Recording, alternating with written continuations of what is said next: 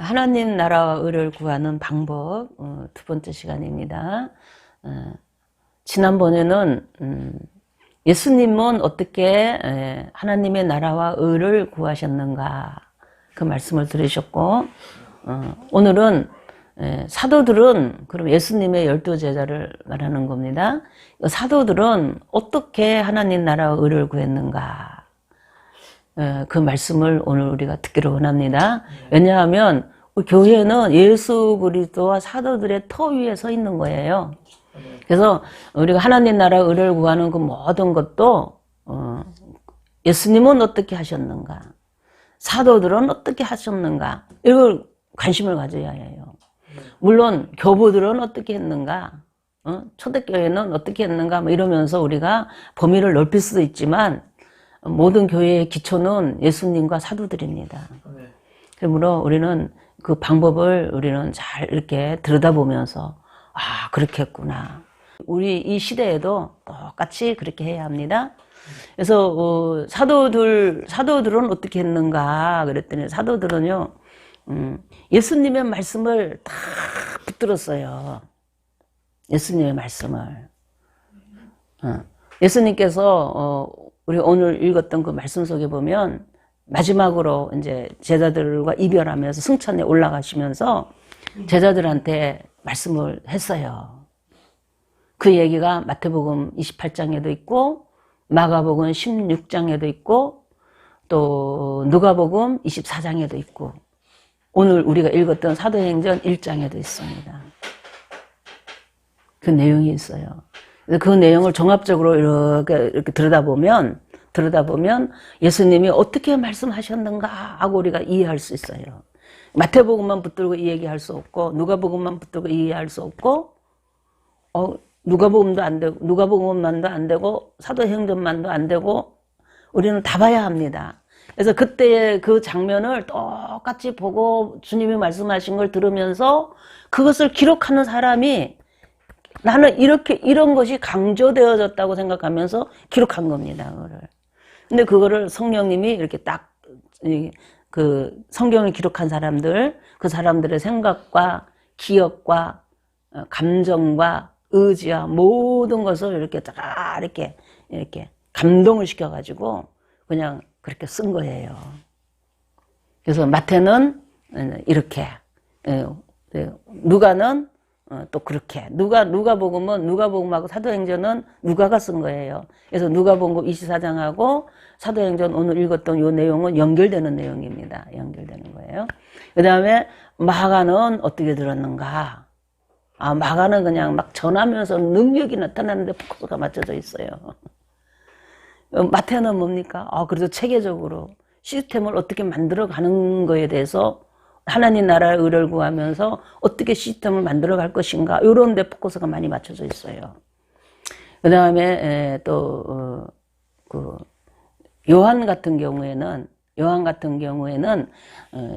하나님이 이제 예수님이 가시고 나면 이제 사도들이 이제 일을 맡아서 할 건데 그 사도 중에 그 천국의 열쇠를 받은 베드로의 포커스가 맞춰져 있어요. 그리고 거기에 이제 곁에 붙어서 요한에 대한 얘기가, 사도 요한에 대한 얘기가 언급되어 있습니다. 그래서 예수님이 가시고 나면 사도 베드로는 뭘 해야 되는가, 사도들은 무엇을 해야 되는가, 거기에 대해서 사도 요한이 설명을 했어요. 바요나 시몬아, 요한의 아들 시몬아, 네가 저 사람들보다 나를 더 사랑하느냐? 하고 이렇게 묻는 거 있잖아요. 묻는 그런 질문이 나옵니다. 그래서 베드로를 일깨우는 겁니다. 베드로를 다시 한번 세웠다는 것을 강조하는 거예요. 교회가 이렇게 사람들이 많이 모이면서 체계화되면서 이제 시스템이 이제 이루어졌습니다. 그럴 때에 그 조직을 리드해 나가는 최고의 권위자로서 누구를 얘기하냐면 베드로를 얘기하고 있는 겁니다. 베드로가 주님으로부터 내 어린 양을 먹이고 내 양을 먹이고 양을 치라고 돌보고 하라는 이런 사명을 예수님이 베드로한테 주셨어. 그러니까 베드로가 우리 모든 모임의 중심이 되어야 해. 이것을 사도 요한은 요한복음을 쓰면서 강조하고 있습니다. 그러니까 교회가 사도 요한이 이 요한복음을 쓸 때는 그런 것을 말을 하고 강조해야 할 만한 그런 배경이 있는 거예요. 그래서 그렇게 쓴 겁니다. 다 성령 받았어요. 성령 충만하고 막 성령 받고 그냥 능력도 똑같이 나타납니다. 그리고 거기다가 누구도 생겼어요? 사도 바울도 생겼어요. 교회가 그냥 이방인 교회하고 그냥 예루살렘 교회를 중심으로 있는 교회의 세력이 막상막하예요. 막. 세계적으로 번져나가는 거는 바울에 의해서 번져나가고 있어요. 그러니까 이 교회가 중심이 어떻게 됩니까? 흔들흔들 하는 거예요. 바울이 베드로를 예루살렘 교회를 대항하거나 이러지는 않았지만 누가 그렇게 만드느냐? 교회 성도들이, 중직들이 자꾸 그렇게 만들어가요. 이게 옛날부터 있었던 우리 인간이 가지고 있는 속성 중에 하나입니다. 비극입니다. 이게 참 하나님 나라가 온전하지 못하고 뭔가 이렇게 문제를 가지고 있는 모습을 그대로 보여주고 있는 거예요. 그럴 때에 하나님은 사람들을 통해서 바로 잡아가면서 교회를 계속 하나님 방법대로 이끌어 가시는 것을 우리는 기억해야 합니다. 그렇게 해서 이제 사복음서에서 그렇게 예수님이 승천하는 모습을 이렇게 얘기를 다 하고 하면서 사도들은 예수님으로부터 이렇게 위임받았다. 이제 사도들이 하는 일들 있잖아요. 교회를 세우고 막 하는 이런 일들은 예수님이 사도들한테 위임해줬다. 그거 강조하고 있는 겁니다. 기억해야 해요. 사도들은 내가 사도니까 내가 쓴 거야. 이게 아닙니다. 예수님이 이렇게 세웠다는 것을 우리는 기억해야 합니다. 그리고 그 위임을 받은 사도들은 뭘 위임받았느냐? 오늘 사도행전 1장에 보니까 하나님의 나라를 위임받았어요. 하나님의 나라를 이렇게 세워가고 확장시켜가는 이런 위임을 받았다 이 말이에요.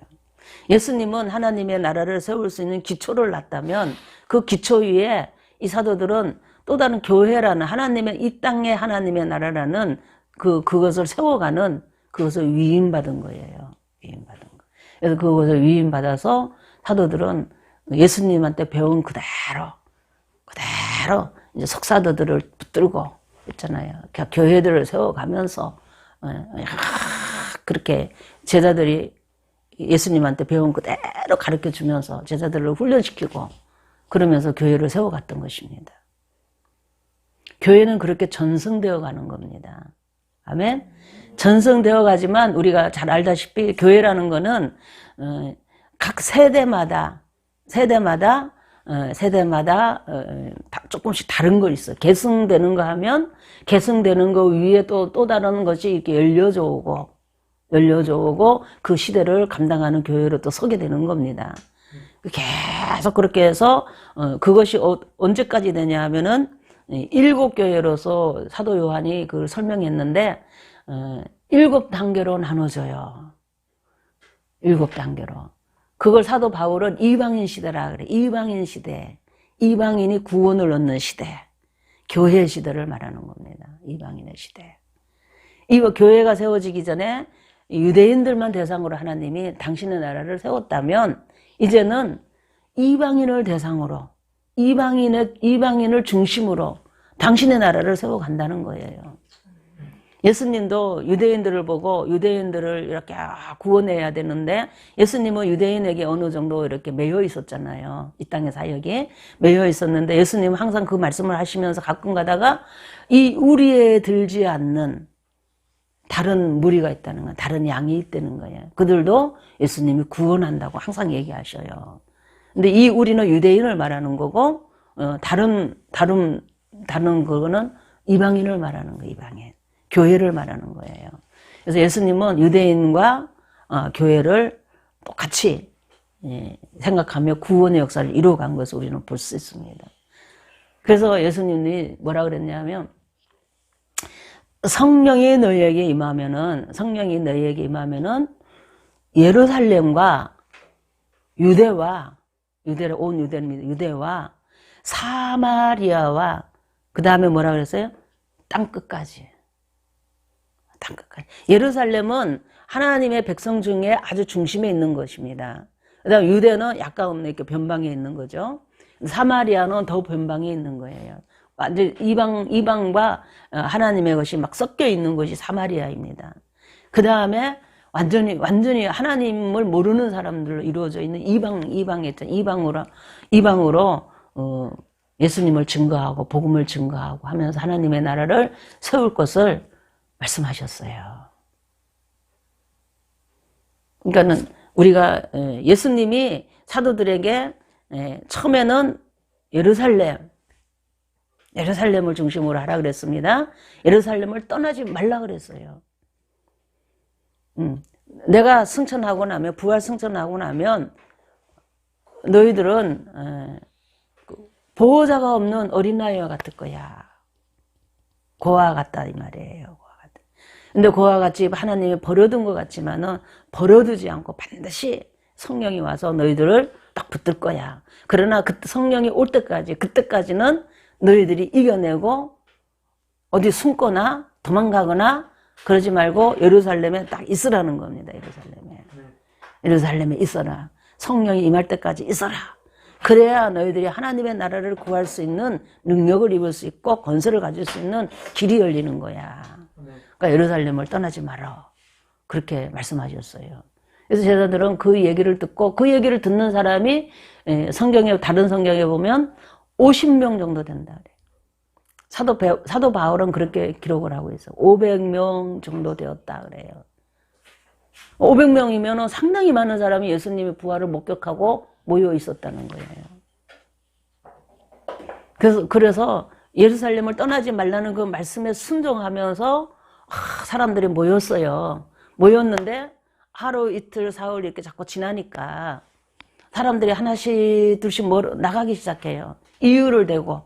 왜 그러냐 하면 예수님이 생각보다 빨리 안 올 것 같은, 뭔가 빨리 안 될 것 같은 생각이 자꾸 드는 거예요, 사람들한테. 그리고 계속해서 뭔 일이 일어나냐 하면 예수님 믿는 거 막 잡아갑니다, 자꾸. 예수님 믿는다 그러면 잡아가고 이런저런 이유를 대면서 막 핍박을 하고 그래요. 그러니까 사도들은 잡히면은 예수님처럼 죽을 수 있는 그런 상황이에요. 그런데도 그들은 예루살렘을 안 떠났어요. 예루살렘 성 안에 있는 우리 마가 요한 있잖아요. 마가 요한의 집, 그 집에 모였어요. 그 유대인들은 특히 예루살렘 성 안에 있는 그 유대인들의 집은 이게 다락이 있어요, 다락. 거처하는 집 위에, 제일 지붕이 있는데 위에 다락을 만들어놔요. 다락을 넓게 만들어가지고 거기서 이제 사람들이 모여서 이제 뭐 어떤 유월절 의식도 하거나 어떤 종교적인 의식을 할 때는 거기서 하고 기도할 때도 거기서 하고 이게 그렇게 모임을 가지는 그런 장소가 이렇게 다락이 있어요. 거기서 사람들이 모여서 기도하는 거예요. 기도하는 거예요. 성령 달라고. 하나님 성령 보내주세요.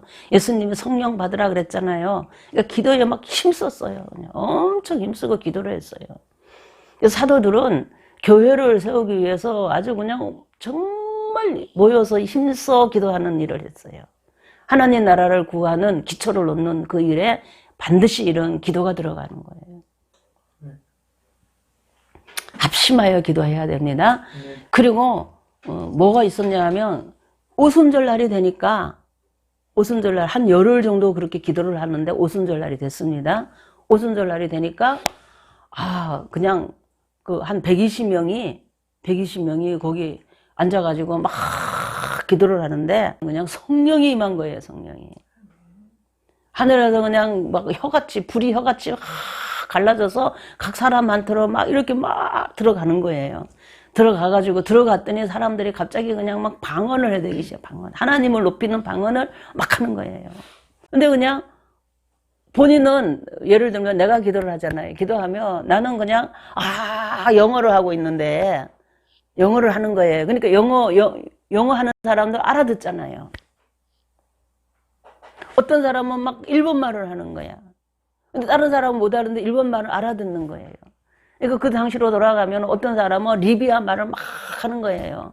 근데 리비아에서 살다가 오순절을 지키러 왔던 유대인들은 알아들어요. 리비아 말을. 그죠? 에디오피아 말을 막 하는 거예요. 에디오피아. 어? 에디오피아 말을 하네. 근데 들어보니까 하나님 높이고 막 찬양하는 소리예요. 높이는 소리예요. 근데 에디오피아 사람은 알아들어요. 막 그런 일이 막 벌어진 거예요. 근데 우리도 교회를 세우려면 반드시 이런 성령 세례가 임해야 합니다. 아멘. 그래야 교회를 세울 수 있어요.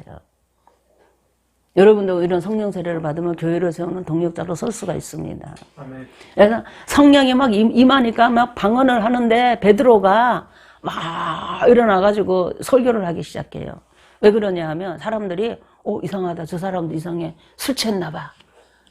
그렇게 생각해요. 술도 먹었어요. 유대인들은 축제 기간에 오순절이나 이런 축제 기간에는 술도 먹어요. 그래가지고 포도주를 먹습니다. 술 먹어서 술 취했나 봐. 왜 저렇게 행소수술하고 그래?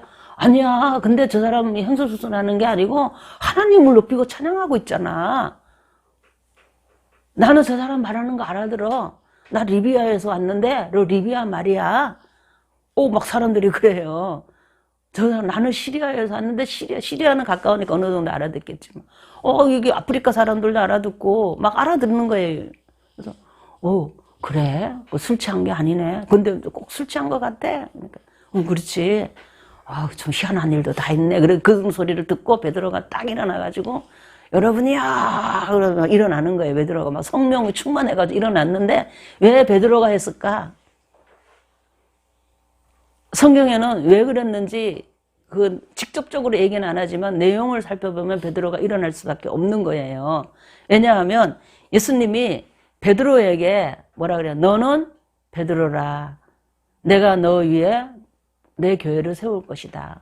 반석 위에 교회를 세울 것이다. 그리고 천국 열쇠를 너에게 주노니 네가 천국 열쇠를 이렇게 풀면 천국 열쇠로 뭔가를 열면 닫을 자가 없고 네가 닫으면 열 자가 없고 내가 천국 열쇠 그런 천국 열쇠를 내게 준다는 거예요. 그래서 사도 베드로는 천국 열쇠를 쓰는 거예요. 누구에 의해서? 성령에 의해서. 자연스러운 환경 속에서. 천국 열쇠를 언제 쓰는 거지? 천국 열쇠를 손에 준 적이 없는데 영적으로 받은 거잖아요.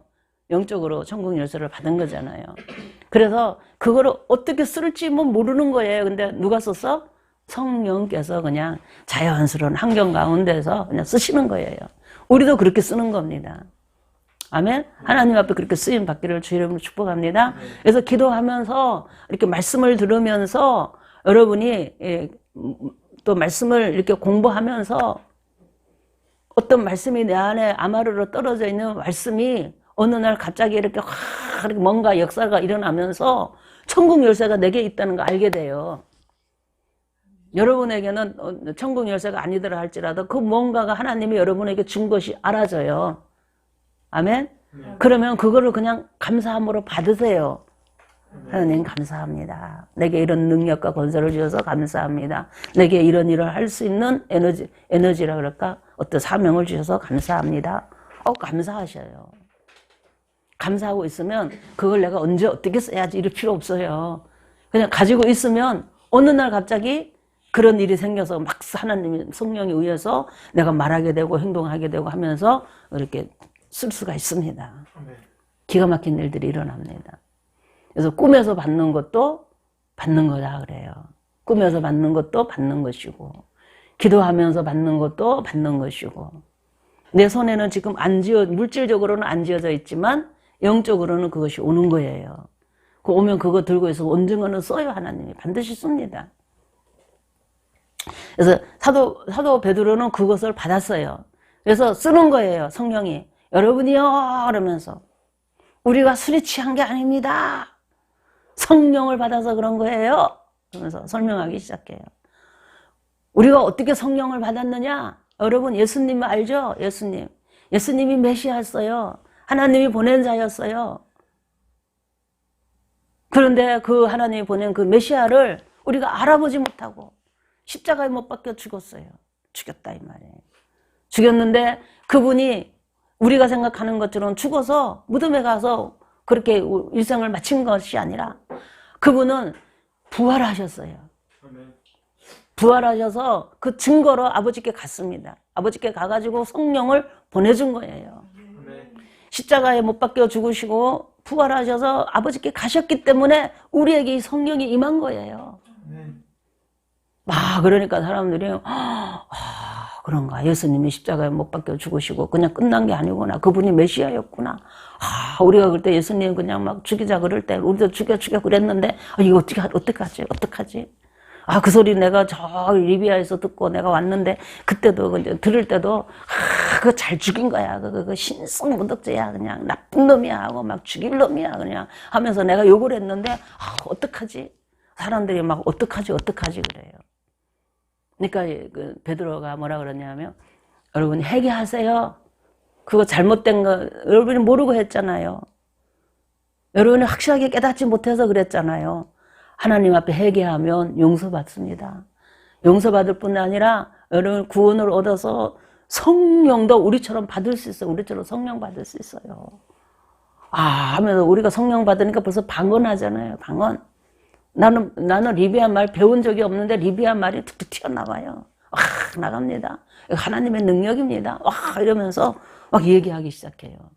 그러니까 사람들이 그냥 그 베드로의 말을 듣고 3,000명이나 되는 사람이 그날 그냥 예수님의 제자가 되겠다고 나와서 세례를 받고 했다는 거예요.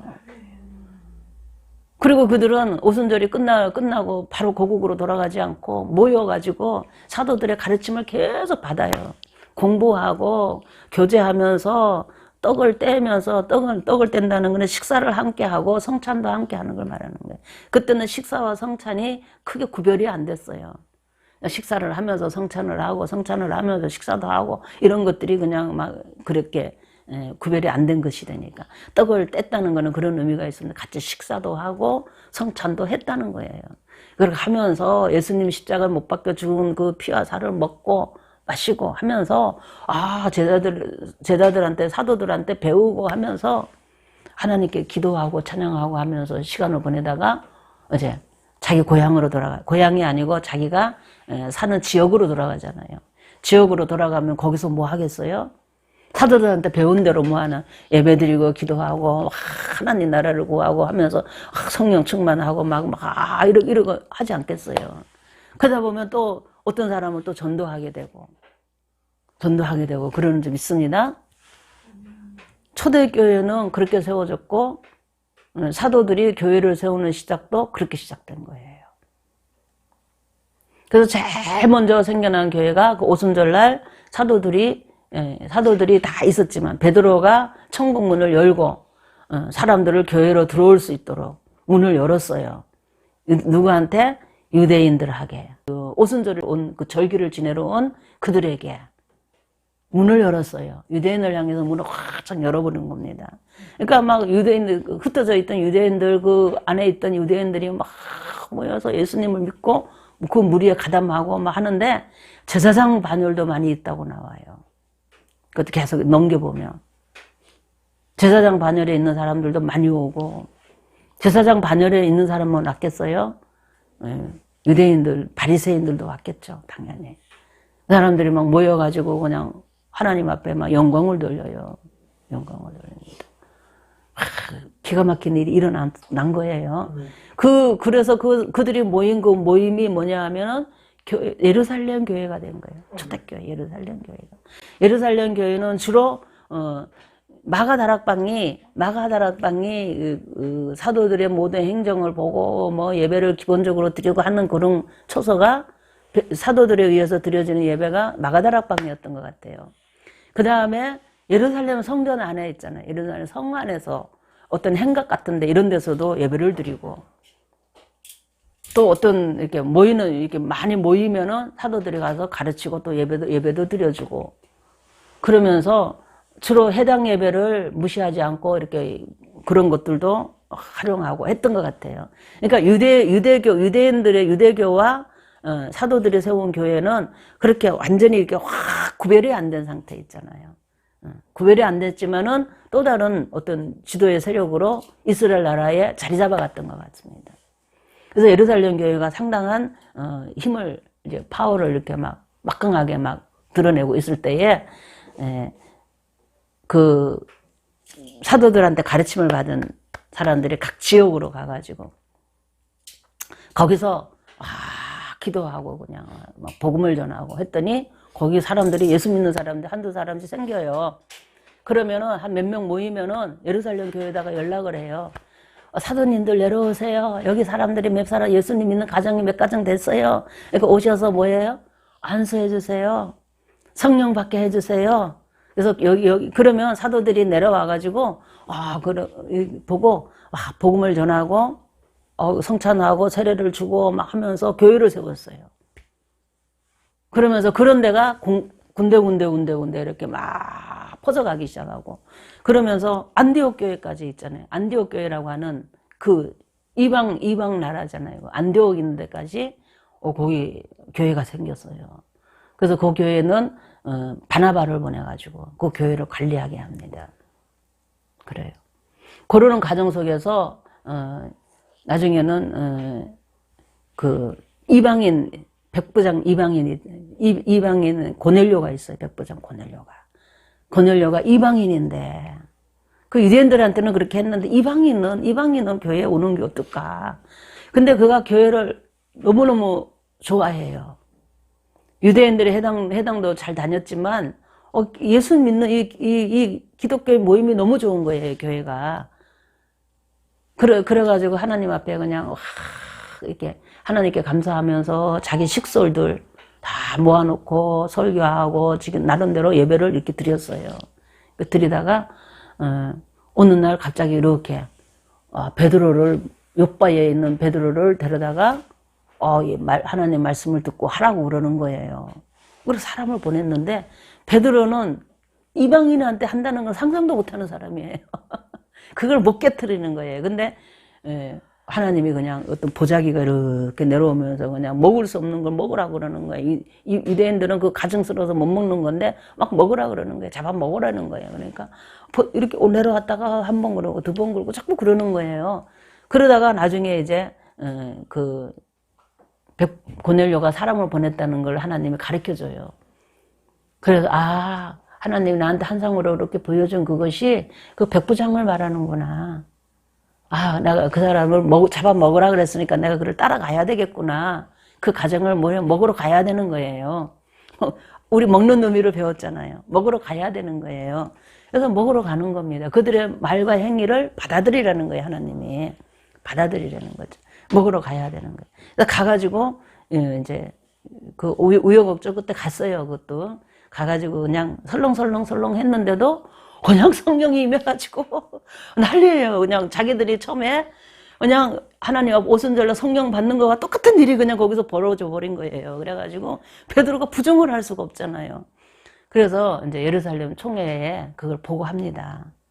내가 이방인한테 가서 했는데 나 안 갈라 그랬는데 하나님이 자꾸 그냥 이상한 한상을 보여주고 그래가지고 할 수 없이 따라가서 했는데 대충 막 했는데도 그냥 내가 깜짝 놀랐어. 그냥 이방인들이 그냥 우리한테 똑같이 성령 받은 것처럼 똑같이 성령이 임하고 막 그런 일이 벌어졌어. 이거 하나님이 하시는 것이 분명해 하고 보고를 올린 거예요. 처음으로 이방인 교회가 예루살렘 교회에 정식으로 등록되는 순간입니다. 이방인을 향해서도 천국 열쇠를 연 거예요. 열었어요. 그거를 이제 사명을 감당한다 그러는데 베드로는 천국 열쇠를 사용하는 그 일이 있잖아요. 그 일이 베드로의 사명이에요. 그래서 유대인들을 향해서 예루살렘을 향해서 문을 열고 그 다음에 사마리아와 이방인들을 향해서 문을 열고 하는 이 일을 누가 했냐? 베드로가 한 거예요. 처음으로. 그걸 시작으로 해서 이방인 교회가 막 열리기 시작하는 거예요. 안디옥 교회에 유대인들이 모여가지고 막 이렇게 예배를 드렸는데 사람들이 말씀을 너무 많이 배우려고 그러고 가르치는 사람은 부족하고 이런 거예요. 그래서 고민을 하다가 기도하니까 딱 생각나는 사람이 있었어요. 근데 그 사람이 누구냐? 그게 사도 바울입니다. 다소에 베드로가 그냥 보내버렸잖아요. 다소에. 근데 거기서 있을까? 있겠지? 하면서 찾아갔어요. 찾아갔는데 보니까 진짜 거기 있어요. 아직도. 그러니까 하나님이 집어넣으면 하나님이 나오라 그럴 때까지 있어야 되는 겁니다. 사도 바울에게 다소는 굉장히 견디기 힘든 곳이에요. 근데 거기서 있으니까 누가 데리러 와서? 바나바가 데리러 온 거예요. 그러니까 사도 바울에게는 길이 열리는 거죠. 그래가지고 아이고 할렐루야 하며 따라와가지고 안디옥 교회에서 교사를 1년 동안 했어요. 그것도 한 달도 아니고 1년 동안 하니까 하나님이 때가 되니까 사람들의 마음을 막 감동시켜가지고 사울을 따로 세워라 그래. 따로 세워가지고 선교사로 파송하라는 거예요. 오늘날 말하면. 그래서 바울이 처음으로 이방인을 향한 사도로서 파송이 된 거예요. 이방인 시대가 그때부터 열리기 시작한 겁니다. 확실하게 열리기 시작한 거예요. 그래서 사도 바울은 그냥 그 바나바하고 둘이 갔는데 바나바의 고향인 구브로 섬까지 가가지고 거기서 그냥 복음을 전하고 그냥 난리를 쳤어요. 바나바는 말을 하고 바울은 능력을 행하고 막 이러면서 거기서 이제 일을 지도를 했어요. 그걸 시작으로 해가지고 이제 한 바퀴 조금 돌다가 예루살렘에 와가지고 이제 안디옥 교회도 오고 예루살렘도 가가지고 보고를 하고 내가 이렇게 선교했습니다. 보고를 하고 2차 선교는 이제 완전히 다시 재무장을 해가지고 조금 더 많이 넓은 지역으로 저기 터키 지방으로 저기 있잖아요. 터키 지방, 고린도 지방, 이렇게 헬라 이쪽으로 막 깊숙이 들어가갖고 복음을 전하기 시작해요. 야, 그러면서 복음이 이제 나중에는 유럽으로까지 갑니다. 로마를 거쳐서 서바나 이제 스페인 그 유럽 그쪽으로 들어가기 시작하는 거예요. 들어가가지고 그 위로 막 점령해서 영국으로 막 올라갑니다. 위로 독일로 영국으로 위로 막 올라가요. 뭐가? 복음이 하나님 나라가 막 확장돼 가는 순간이에요. 사도들은 그렇게 복음을 전했어요. 우리나라의 그 어떤 그 천주교의 어떤 기록에 의하면 우리나라에도 사도가 왔어요. 누가 왔냐? 도마가 왔어요. 도마가 한국까지 와가지고 복음을 전하다 갔어요. 우리나라도 사도들이 와서 기가 막힌 일이 일어난 거예요. 사도들은요, 이렇게 12사도들의 그 순교 기록을 보면 다 순교를 했는데 그냥 복음을 전하다가 막 엄청난 능력도 행하고 정말 별의별 일이 다 있어요. 그런 걸 다 이겨내면서 결국에는 순교하면서 하나님 나라를 구하다가 죽었어요. 이런저런 모습으로. 사도들은 절대로 하나님 나라를 구하면서 교회를 세워가지고 이 땅에 부귀영화를 구하지 않았다는 거예요. 이 땅에다가 소망을 두지 않았다는 거예요. 오로지 하나님의 나라. 하나님의 나라에다가 포커스를 맞추고 이 땅의 삶을 살았어요. 바울 같은 경우에는 이 땅의 부귀영화 그는 맛본 사람이에요. 그런데 하나님의 나라를 위해서 내가 가지고 있는 이런 모든 거는 뭐처럼 버렸다고? 배설물처럼 버려버렸다는 거예요. 배설물처럼. 그게 사도들의 모습입니다. 사도들이 하나님 나라를 구한 방법이고 자세고 목적이 어디 있었냐? 오로지 하나님의 나라, 주님의 나라에 있었다는 거예요.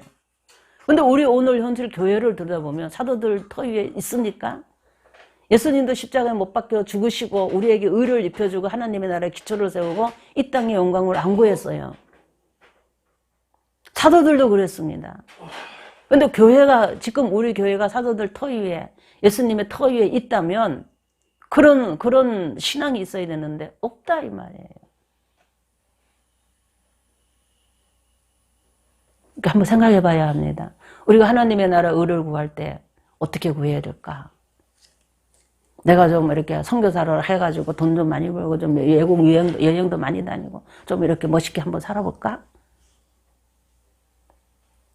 응? 내가 한번 하나님 앞에 복을 많이 받아가지고 내가 큰 부자가 한번 되어볼까? 그런 꿈 꾸십니까? 아니면 나는 하나님 앞에 축복을 받아서 이 땅에 그냥 큰 성을 쌓을 수 있는 그런 건설의 능력이나 어떤 세력을 얻고 싶어? 그런 꿈을 꾸십니까? 사도들하고 예수님하고는 완전히 다른 모습이에요. 사도들과 예수님은 오로지 주님이 계시는 그 나라, 주님이 세우시는 그 나라, 그 나라를 위해서, 그 나라를 확정하기 위해서 한 영혼이라도 더 예수님 믿고 영생을 얻게 하여 그 나라를 확정시켜 가는 거였어요. 확정시켜 가는 거. 이거는 교회가 해야 할 일입니다. 교회가. 우리 모두가 해야 할 일이에요. 목사님만 하면 되죠. 우리는 목사님 그냥 따라갈게요. 아니죠. 따라오는 건 맞죠. 그렇지만 따라오는 정도가 아니라 협력하며 함께 하려고 해야 돼요. 협력하며 함께 해야 돼요. 예수님의 사도들, 예수님도 예수님의 제자들도 다 그랬다 이 말이에요. 사람들이 함께 했어요. 혼자 이렇게 사도들끼리만 모여갖고 이렇게 안 했어요. 아멘? 안 하고 계속 자기와 같은 사람을 만들려고 자기처럼 하나님, 자기보다 더 하나님 사랑하는 사람, 하나님보다 더 큰 일을 할 수 있는 사람, 이런 사람으로 만들려고 그냥 자기의 모든 것을 쏟아 부은 사람이 예수님이고 사도들이에요. 예수님도 제자들, 믿음이 없는 그 제자들을 붙들고 뭐라 그랬는지 알아요? 나보다 더 큰 일도 할 수 있어. 뭐 하면? 성령만 받으면. 너희들은 더 큰일 할 수 있어. 막 이러면서 나는 지금 예루살렘과 갈릴리를 중심으로 유대를 중심으로 예루살렘을 중심으로 내가 이렇게 왔다 갔다 하면서 여기 거의 제한돼 있지만 너희들은 뭐 한다면 세계를 향해서 갈 수 있어. 온 천하를 다니면서 다닐 수 있어. 온 천하, 모든 민족에게 다니면서 복음을 전하고 하면은 능력이 나타나고 귀신 쫓고 병 고치고 능력이 나타나는 거야. 막 이러면서 그래서 그렇게 해서 한 영혼을 사람들을 구원시키면 가르쳐 지켜서 주님 나라의 백성 만들고 일꾼 만들고 하라는 거예요. 하나님 나라를 그렇게 자꾸 계속 세워가려는 거예요. 대를 이어서 하려는 거예요. 계속.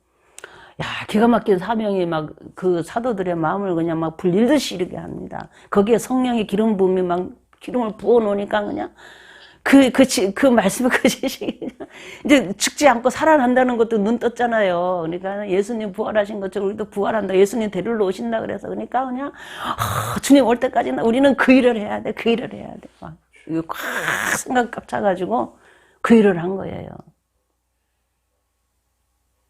이 불이, 이 성령의 불이 사람들을 통해서 일어나는 이 불이 사도들을 통해서, 그 다음에 속사도들을 통해서, 교부들을 통해서, 캐톨릭을 통해서, 중세입니다. 중세시대를 통해서, 그 다음에 종교개혁의 시대를 통해서, 오늘 우리 있잖아요. 우리 시대까지 온 거예요.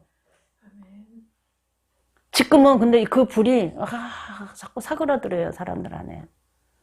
사그라들고, 그때보다 많은 지식의 사람들한테 왔기 때문에, 그 천국에 대한 생각을 옛날처럼 그렇게 안 해요, 요즘에는. 생각이 많이 바뀌었어요, 사람들이. 그래서 지금은 우리는 우리 시대에 맞춰서 전해야 되는 거예요. 우리 시대에 맞춰서. 라오디아 교회 시대는 우리 지금은 라오디아 교회 시대라 그러잖아요. 라오디아 교회 시대는 라오디아 교회의 시대 배경이 있어요.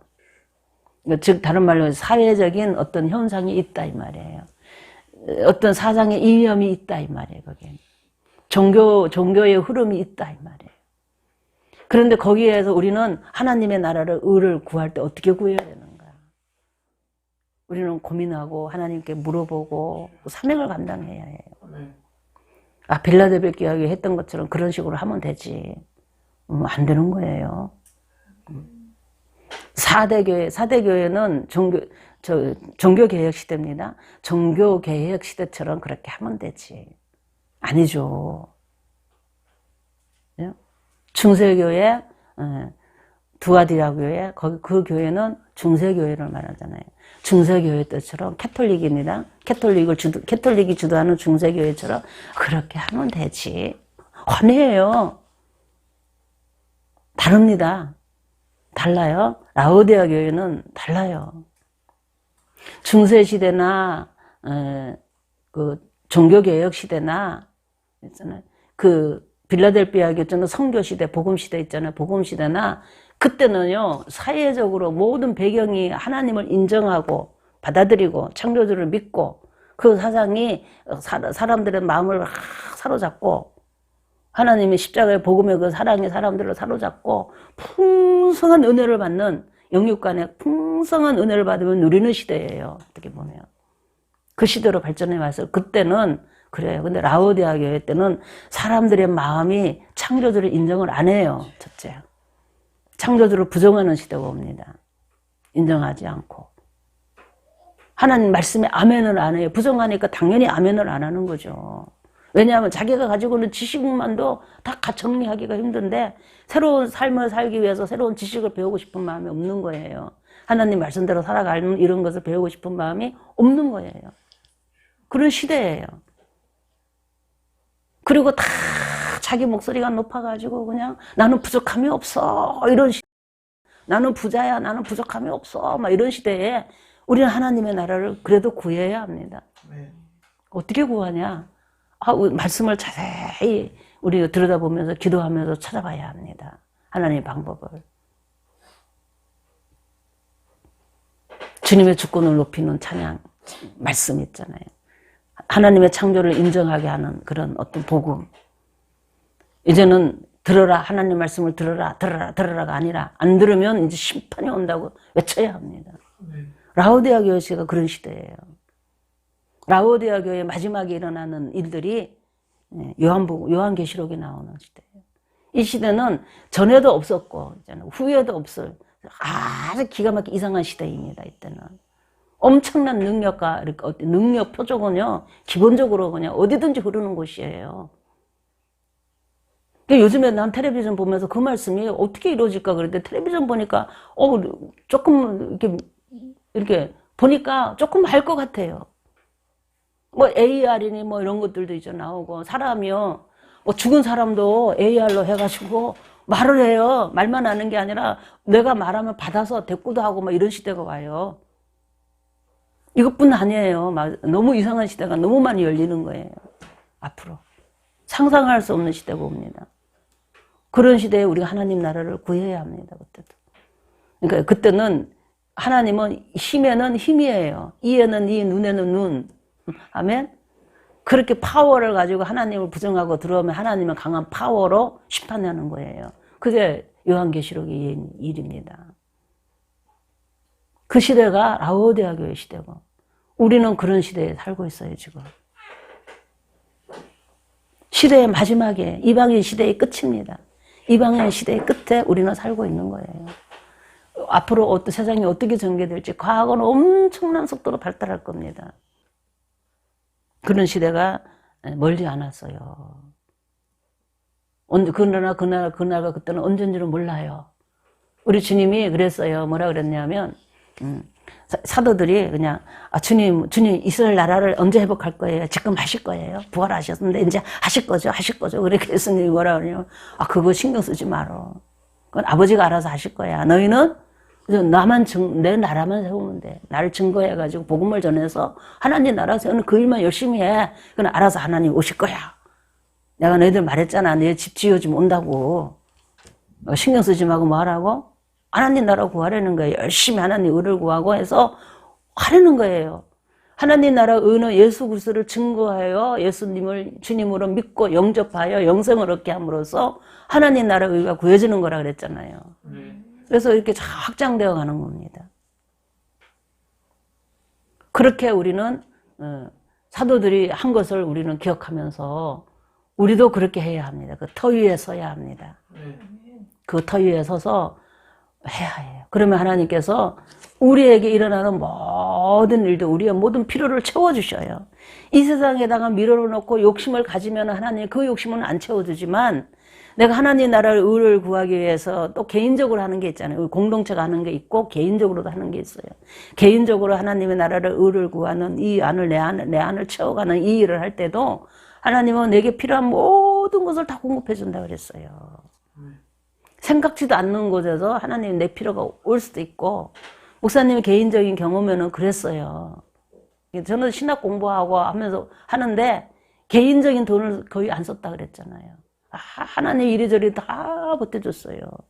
이 사람이 주고 저 사람이 주고 우리 교회 처음에 개척할 때도 그랬어요. 이 사람이 주고 저 사람이 주고 이 사람이 가지고 저 사람이 이거 하고 저거 하고 하면서 교회가 세워지고 하나님이 하셔요. 그냥 나는 뭐 하면 돼? 하나님 말씀에 붙들려서 내 안에 하나님 나라 의를 자꾸 채워가고 내가 하나님의 나라 의로서 강해져야 합니다. 강해지면 그런 가정 속에서 힘든 일도 많아요. 강해지기 위해서는 부딪히고 싸우고 하는 훈련이 필요해요. 그래서 그런 것들과 부딪혀 싸우고 힘들고 하면서 좀 우리 한야하고 우리 김선도 지사님 고생 많이 했죠. 근데 막 부딪히고 싸우고 하면서 환경이 그냥 이렇게 막 힘들어져요. 그래도 하나님이 다 필요한 거는 다 공급해줘요. 내가 이 세상에다 어떤 성을 쌓으려고 하면 안 되는 거지만 내가 먹고 살고 사는데 사람들한테 욕 안 먹고 그것 때문에 욕 안 먹고 무시 안 당하고 살게 하더라 이 말이에요. 그렇게 살았습니다. 그래서 이기는 거예요. 강해지는 거예요. 하나님이 주권자입니다. 모든 물질의 주인은 하나님이에요. 하나님이 창조하셨고 하나님의 것이에요. 근데 하나님 필요한 사람에게 왜 안 주겠어요? 당연히 주는 겁니다. 그런 믿음을 가지세요. 그런 믿음을 가지고 그렇게 살면 하나님 나라의 의를 구하는데 아주 여러분이 편안하게 정말 믿음으로 오는 평안을 누리면서 이 땅의 삶을 승리하며 내 안에 하나님의 나라 의가 가득하고 또 공동체 속을 통해서 하나님의 나라 의가 확장되어지고 사도들의 터 위에 탁 서 있는 나의 모습, 우리의 모습, 우리 포도원 교회의 모습이 있을 줄 믿습니다. 그렇게 되어지기를 주의 이름으로 축복합니다. 네, 우리 기도하겠습니다.